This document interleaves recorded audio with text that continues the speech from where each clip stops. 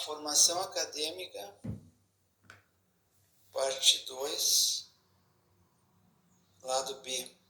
Esse é o título.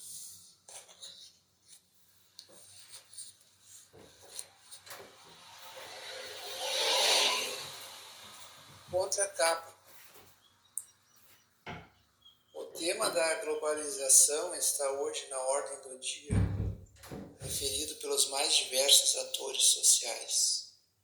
É a globalização econômica que se faz menção.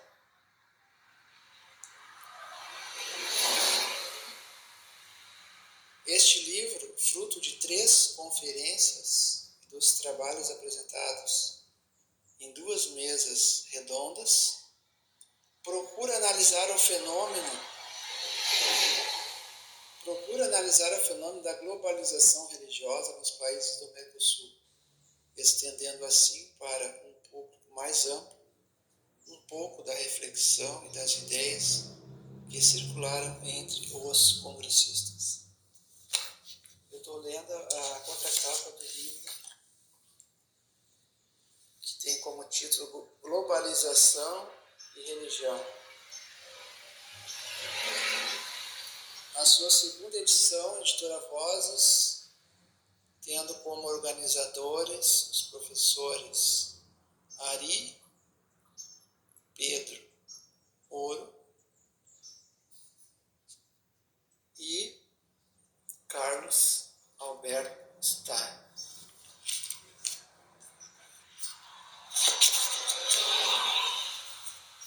Editora Vozes. Vou passar a ler agora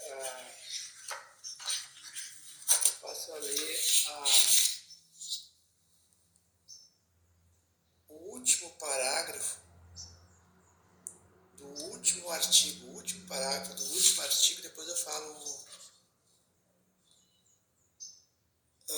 o autor, tá? Vejam, o que diz o último parágrafo, abre aspas. Oxalá venha também a ficar mais forte entre nós, o grande Alá, e mais visível e ativo o Islã, com seu específico aporte ético, religioso e estético, sua esplêndida literatura. E de preferência sem fundamentalismo, este sim dessecularizante. Oxalá cresçam em valor e influência demograficamente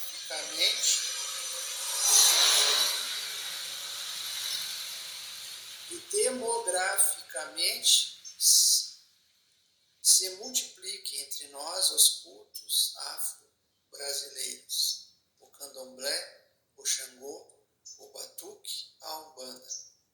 Oxalá novas ondas hajam de cultura indo-paquistanesa, agora também via internet.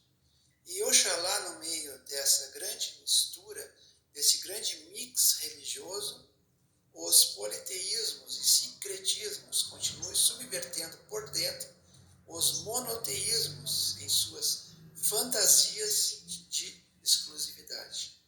É este, meus amigos, o tipo de votos que sinceramente faço toda vez que me dou conta de que o multiculturalismo brasileiro, decantado em prosa e verso, é ainda tão pobre, tão magro, tão limitadinho em matéria de variedade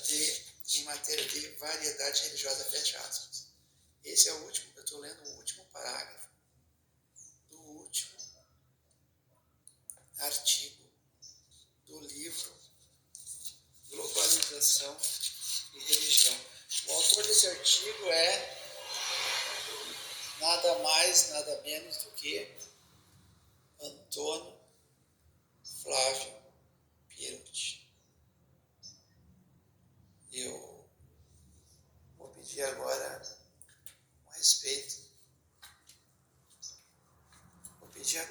para todos que nos acompanhem em respeito à memória do professor Pierucci, 1 minuto de silêncio.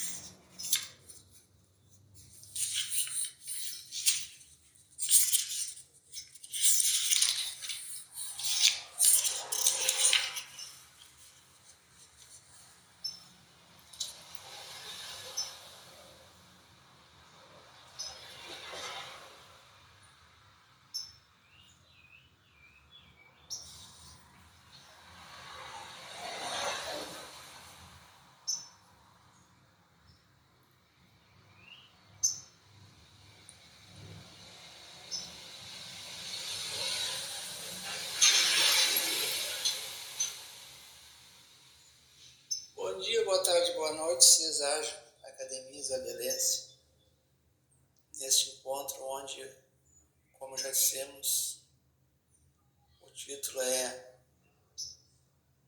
A Formação Acadêmica, parte 2, lado B.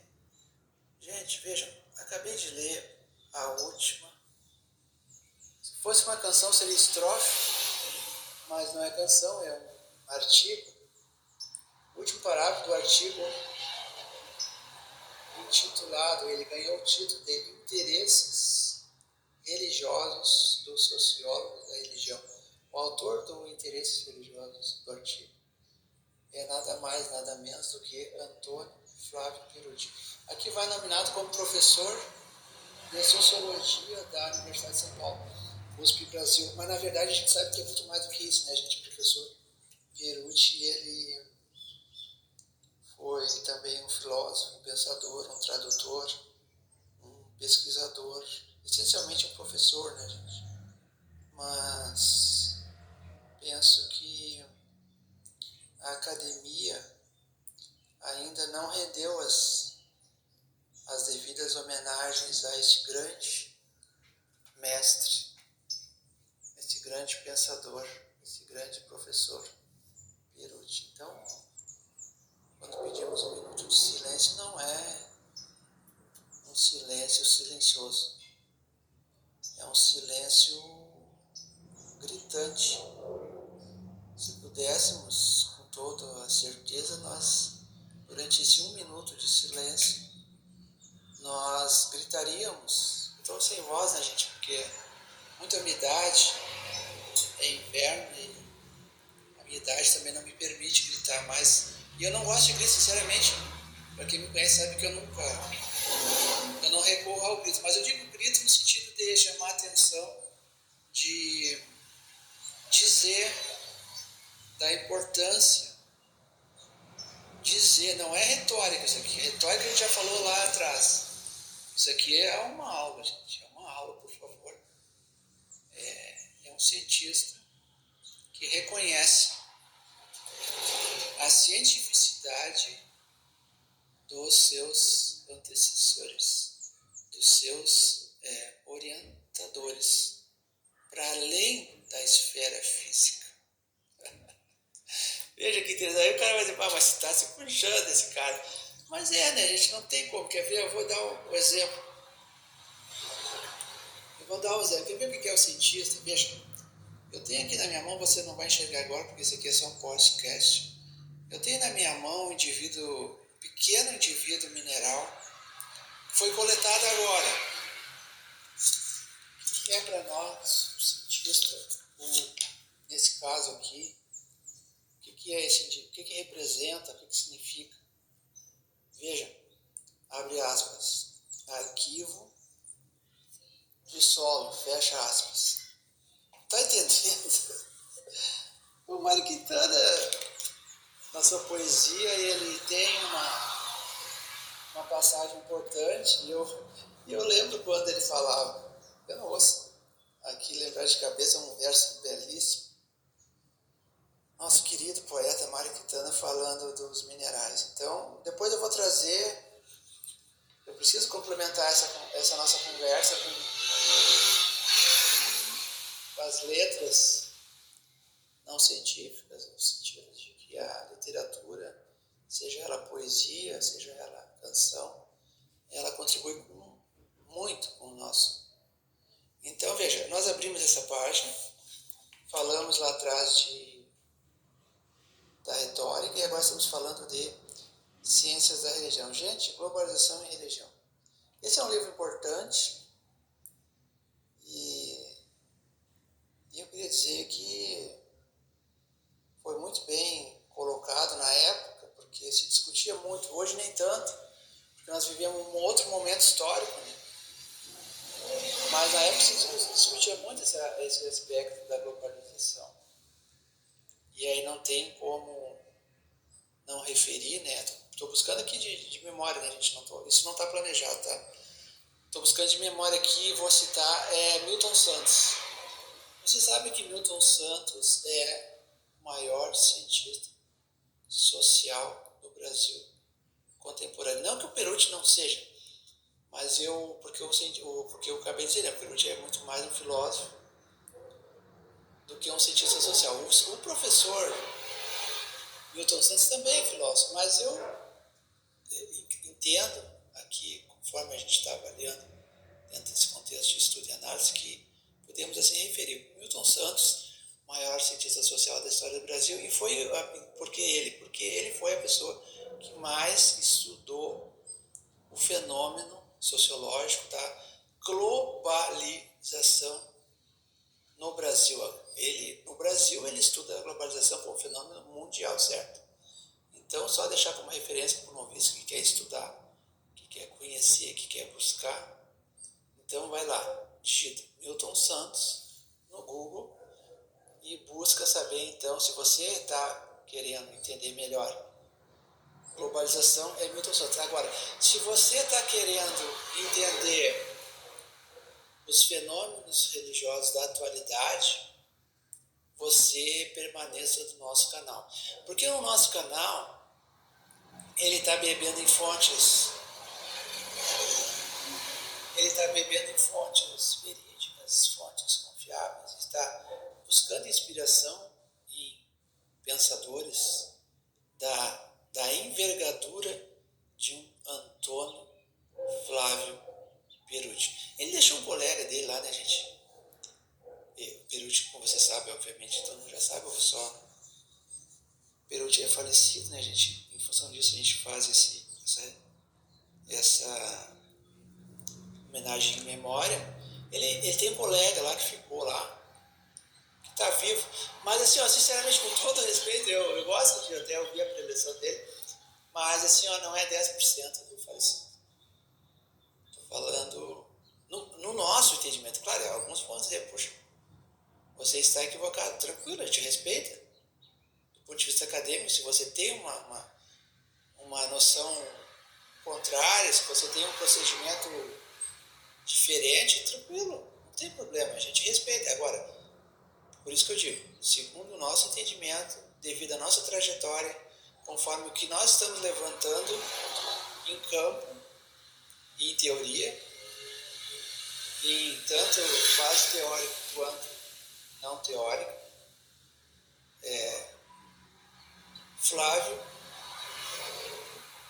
professor Antônio Flávio Perucci é magnânime, magistralmente especial, super especial. Sabe a pessoa que tem assim aquele grau de sensibilidade, de habilidade? Por isso que outro dia a gente falava aqui, né, gente, que a ciência ela não exclui a religião. Muito pelo contrário. A gente está falando, o fenômeno religioso pode ser objeto da sua pesquisa, desde que você tenha critérios, bases, cuidados analíticos, reflexivos, teóricos e metodológicos. Tá entendendo? O cientista social não é aquele que... O cientista religioso não é aquele que fica batendo cabeça para qualquer santo. Ele até pode bater cabeça por santo. Acabei de ler aqui, ó, o professor falando de Oxalá e outros credos. Então, e outro dia, interessante que eu vi um magistrado falando, exatamente pregando esse termo, dentro do tribunal, numa decisão judicial, ele falava exatamente esse termo, Oxalá. Então, eu sempre prometo aqui, mas a gente está um pouco afastado, mas a gente vai voltar nisso, que é direito, ética, direito, moral e religião do comparado. Essa obra, gente, só aí já vão 3 grandes, né? 3, olha só, citei, não só aqui, claro que são grandes, aqui o Alioro, como organizador dessa obra, é grande. É grande. É grande. Por que não é grande? Só porque não ganhou medalha? Bom, se você estuda Estado de Direito, se você estuda Weber, se você estuda a dinâmica do Estado moderno contemporâneo capitalista, você sabe o que significa os diplomas, as homologações, as condecorações, as medalhas. E aí eu lembrei de outra grande agora. Eu lembrei de Maria, olha só como está vindo, gente. Isso aí não está planejado, veja. Marilena Chauí. Sabe o que eu lembrei agora? A Marilena Chauí, a maior filósofa do Brasil, viva, falando sobre a meritocracia. Tem dois momentos, desculpa, gente, é parente dentro do parente, eu não quero, por isso que quando a coisa fica solta, por isso que tem que planejar a aula, senão a coisa fica muito solta. Mas vamos lá, solto agora, hoje solto. Quando a gente volta na aula estruturada. Veja, tem dois momentos que eu queria destacar da obra de Marilena Chauí. É quando ela fala da meritocracia, não precisa nem ler, aí o noviço vai gostar, quer ver que o noviço vai curtir agora? Não precisa ler o livro. O noviço não curte muito a caligrafia. A gente sabe disso, né? A gente não estou exagerando. O noviço não gosta. Ele não teve no seu ensino básico o caderno de caligrafia. Lembra aquele caderno de caligrafia que a gente fazia exercícios e mais exercícios de caligrafia? Quem fez e usou o caderno de caligrafia não precisa ser um caligráfico hoje, mas ele sabe do que eu estou falando. Agora, o que está em voga, veja, o que está em voga hoje, infelizmente, isso está crescendo cada vez mais, é a videografia. A videografia é diferente da caligrafia, certo? Respeitar as devidas proporções, as duas são importantes. Agora, nós temos falado aqui que a gente dá, tanto é que o livro está aqui na minha mão, você não está vendo, mas eu vou depois colocar em tela. O livro que eu estou falando está na minha mão, Globalização e Religião, Base Física Papel, Ariori e Carlos Stein. São duas pessoas diferentes, tá? Eu não quero entrar aqui no mérito, nem colocar na balança um e outro, mas eu estou falando que Ari é grande. Ari é grande, está vivo, Pierucci é grande, está morto.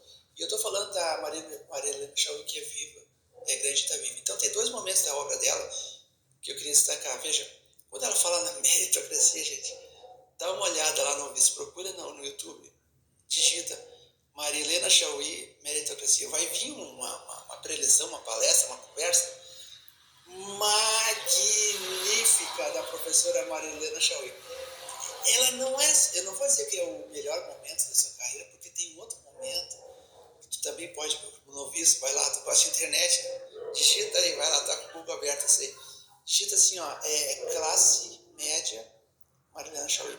Esses são os dois grandes momentos da professora, porque é claro que, tipo, eu abro aqui um momento de reflexão sobre a formação acadêmica e acabo falando de pirâmide da religião, tá entendendo? Então, a professora Marilena é assim, ela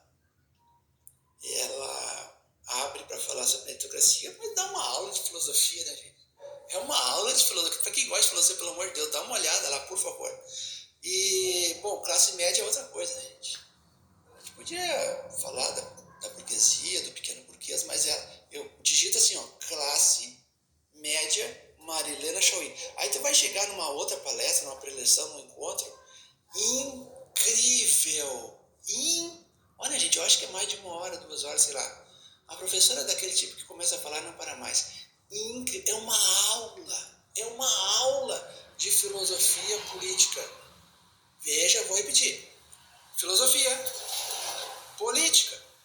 Tá entendendo? Não é qualquer filosofia. A professora é especialista no método materialista, dialético materialista, na economia política. Sabe? Ela é uma filósofa, mas ela não fica só no Sócrates, no Aristóteles, no Platão. Eu estou aqui com o esquema que eu vou dar aula, ó. Falando em Sócrates, está aqui ele, ó. Gente, eu fiz uma garatuxa assim, ó. Veja, está escrito aqui, ó. Qual é o preço barra valor da verdade na sociedade moderna, contemporânea capitalista, ponto de interrogação. E aí eu faço uma garatuxa, no centro tem o olho do furacão, e no entorno do olho do furacão eu coloquei três grandes. Mencionei Sócrates, Giordano Bruno e Tiradentes. E perguntei assim, ó, perguntei quem é a filha de Saturno e quem é a mãe de Virtus, considerando do ponto de vista mitológico. Sócrates, Giordano Bruno e Tiradentes, tem um adendo, um parênteses, para outros 3 não nominados. Gente, isso aqui envolve história da religião, mas não é só a história da religião, porque a gente sabe que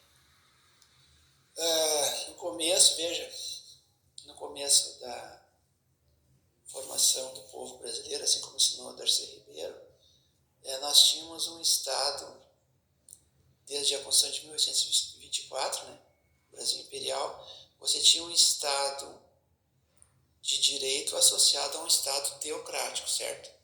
Então, aí vem aquela história assim da pedagogia, né? O trabalho da Companhia de Jesus, do ponto de vista da educação brasileira, vem aquelas questões, aqueles questionamentos, aquelas perguntas, né? Foi importante o trabalho? Sim ou não? Do jesuíta no Brasil? Tudo isso é um pouco óbvio, né, gente? Então, veja que quando o professor, é um pouco óbvio, né? Quando o professor Perucci vai trabalhar com religião, ele não fica nesse básico aí, que eu não vou nem responder de tão óbvio que é. O óbvio a gente não precisa falar aqui, né? A gente está propondo uma coisa mais estruturada, né? Um trabalho sistemático e científico, no sentido de você avançar mais do que o wikipedista consegue oferecer para você. Se você quer Wikipédia, abre o site, está lá. Você pode digitar a ciência da religião, perguntar o que é. Você pode, então, ir no tal de chat, não sei das quantas, e perguntar quem foi Perucci. Bom, tudo isso está lá. Isso aqui não é chat BBB. Brincando, mas é verdade. Vamos ficar agora. Eu não vou, claro, fazer comercial de ninguém, porque esse é um canal educativo, né, gente? Não tem fins lucrativos. Então, eu não vou ficar fazendo mídia aqui de nenhum imperialista. O Império, de novo, está mirando a América Latina, você sabe disso. Mas eu não vou ficar fazendo comercial de ninguém. Eu só vou dizer que se você quer o automático, clica no automático. Agora, se você quer fazer um pouquinho mais de força, tá a fim de estudar, tá a fim de conhecer e buscar o novo e a novidade, segue conosco no canal que você vai ter. Eu estou aqui na mão, ó, com dois materiais didáticos, um livro e uma garatuxa, certo? E aí estou dizendo, por enquanto é só o podcast, depois você vai ter em tela, então, toda essa iconografia. Até porque eu sei que você prefere o vídeo do que o texto, então você segue no vídeo. Na medida que você achar interessante e necessário, você vai testar entendendo por que a gente segue com o vídeo. Não é porque a gente curte ao máximo, não é porque nós queremos que você permaneça somente na videografia. Não é um carro puxando um reboque. Passou agora aqui um veículo automotor que puxa uma carretinha, certo? Não é isso. Agora, se você considera que a videografia é o automóvel e a carretinha é o texto, bom, sabe a história da carreta na frente dos... Agora eu lembrei da carreta. Tem uma analogia que se faz, uma conversa, né, popular, né? Você vai colocar a carreta na frente dos bois. Bom, veja o meu raciocínio agora. Se você considera que o automóvel é a videografia, a carretinha é a caligrafia, e eu estou puxando você hoje, puxando, certo? Esse movimento, ó, puxa, o carro puxa, o automóvel puxa e a carretinha segue. Então, você gosta de vídeo, você chegou nesse vídeo sem querer, não sabia nada sobre a Academia Isabelete, você não sabia nada sobre Cesário, você não sabia que aqui você pode também ter formação e ser feliz fora da academia. Até porque eu vou demonstrar na próxima aula, né, gente, o que a academia faz com você, no sentido de reduzir as suas vantagens e lhe apequenar. E aí, bom, bota o diploma na parede depois disso. Venceu nada. Porque não venceu. Sabe por quê? Porque agora nem tem mais... Antigamente você pegava o diploma com esse papel, mandava, botava, ia ali no especialista em molduras, botava uma moldura bem bonita, sabe aquelas molduras assim, ó? Quem olha assim parece que é folhada a ouro. Tem umas molduras de quadro que são incríveis. Aí você pegava uma moldura daquela, punha o diploma na parede e quando chegava a visita você dizia, tá aqui ó, meu diploma, eu sou bacharel em Direito. Lembra daquele tempo? Não existe mais, não existe. Mas, gente, o MEC não quer mais diploma base de física papel. Ele dá um PDF. É mole ou quer mais? Você passa anos. Sabe quantos estágios tem que fazer para se formar bacharel? Sabe quantos estágios curriculares obrigatórios? Estou falando de estágio curricular obrigatório. Sabe quantos estágios o acadêmico faz para concluir o curso de bacharelado em Direito? 15. 15. É mole ou que é mais? 15 estágios, gente. 15. Tem vídeo, tem a parte não presencial, porque a MEC autoriza, né? 10%, 20% de atividade não presencial, então você pode fazer alguma coisa pela internet, mas metade disso tem que ser presencial, no mínimo. Então você vai, participa, presencia, pede licença para o magistrado tá, sabe? O pregão. Sabe o que é pregão? Não sabe? Então vou te dizer, veja. Toda audiência começa com pregão. O que é a pregação? Não é o Cristo na cruz, com todo respeito ao cristão, mas é parecido com isso. Você chega na vara, tem o balcão. Exemplo, vamos pegar um exemplo aqui da nossa cidade. Tem a vara do crime, tem o balcão e você tem ali o cidadão que está recebendo. E tem o edital na parede, certo? Então, antes da audiência, você tem a pregação. É aquele momento em que o magistrado manda a sua assessoria, ou geralmente o estagiário, né, gente? Verificar na sala ali, estar no saguão, se as partes estão presentes, se as testemunhas atenderam o chamado. Então é o digamos, o prelúdio. Sabe, o prelúdio da audiência é isso aí. Então, mais tarde a gente vai lá e faz o pregão. Daí o estagiário pega a planilha, verifica se o pessoal está na sala, se está presente, porque se não tiver, digamos assim, por exemplo, o réu, né? O réu está presente, fulano de tal, tá presente, estou aqui. A defesa do réu, fulano, não, tá bom, então já não tem audiência.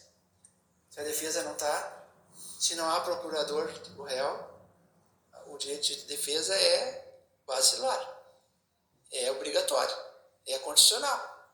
Se não há, não tem audiência. Simples. Tem gente que não entende isso aí, né?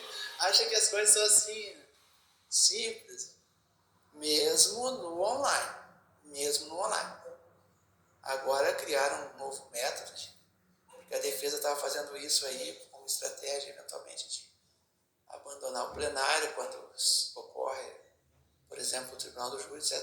Agora criaram ali um empecilho, etc. O Conselho Nacional de Justiça verificou que estava acontecendo isso de forma reiterada e considerou que poderia ter um certo abuso ali de procedimento. Então, há uma normativa nova sobre a questão, você tem que dar uma olhada nisso se você é da área e não está atento. Tem uma normativa nova sobre a questão do abandono do júri. Você é defesa e você usa isso como estratégia para ganhar pontos ali no momento da defesa. Você diz para o magistrado, olha, com todo respeito, com a devida vênia, né, gente? O latim sempre é bom. E nesse esquema aqui que está na minha mão, eu vou projetar na tela, você tem também o latim. Não é que a gente queira dificultar a vida de ninguém, mas é mais no sentido de que ainda hoje as missas eram, a gente está falando do Brasil Império, né? Brasil Colônia, as missas eram. Então vamos voltar para esse ponto, deixa o direito para lá, né, gente? Porque senão acaba confundindo a cabeça do noviço. A gente falava em Brasil Império, a gente falava que Estado e Igreja estavam juntos. Isso é básico, gente. Isso é básico, mas tem gente que não diz, não fala. Outro dia eu ouvi um professor falando sobre a história da educação e ele já pegou lá adiante.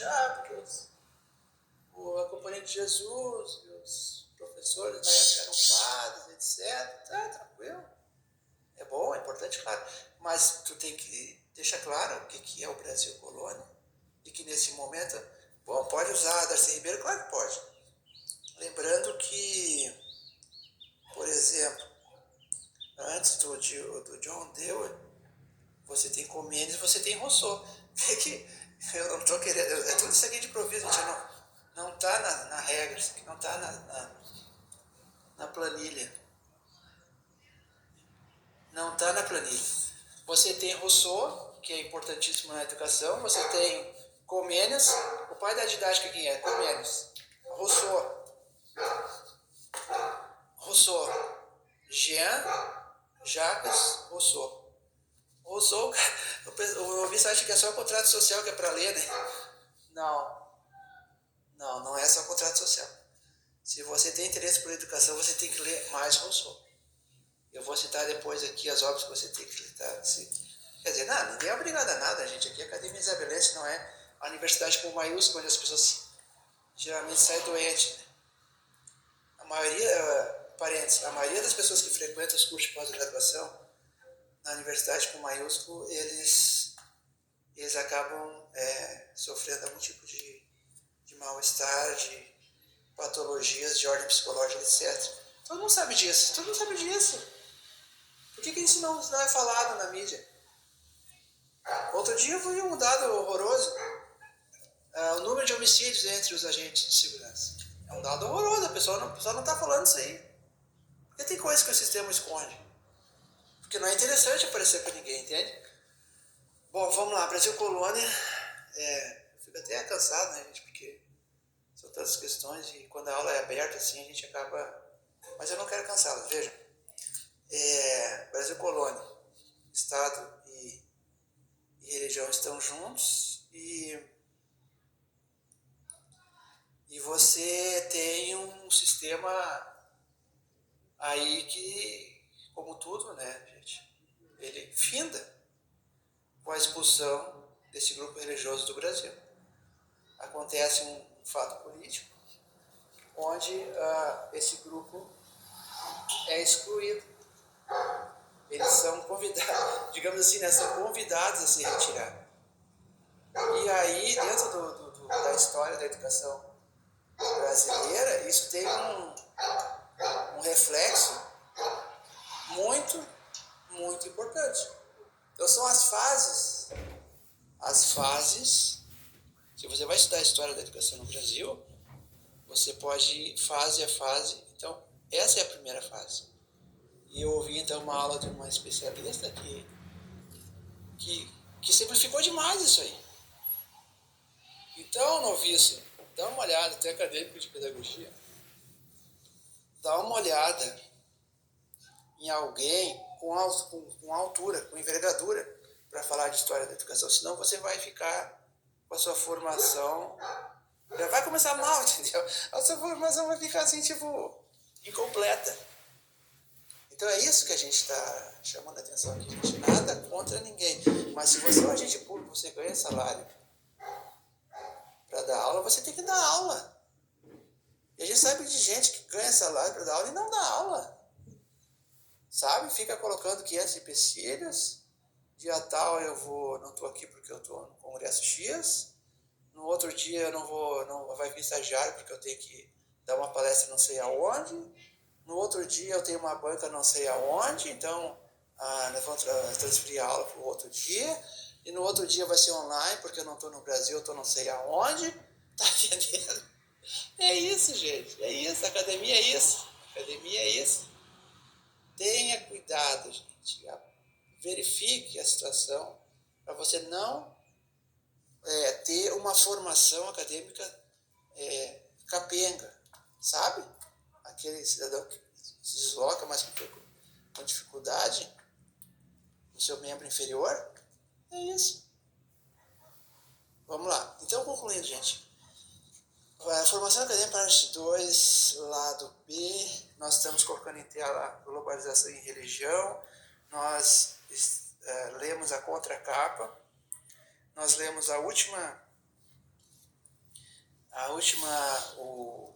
se você chegou agora, nós começamos com a leitura de 2 pequenos trechos, né? E nós vamos dizer que essa obra é de editora Vozes.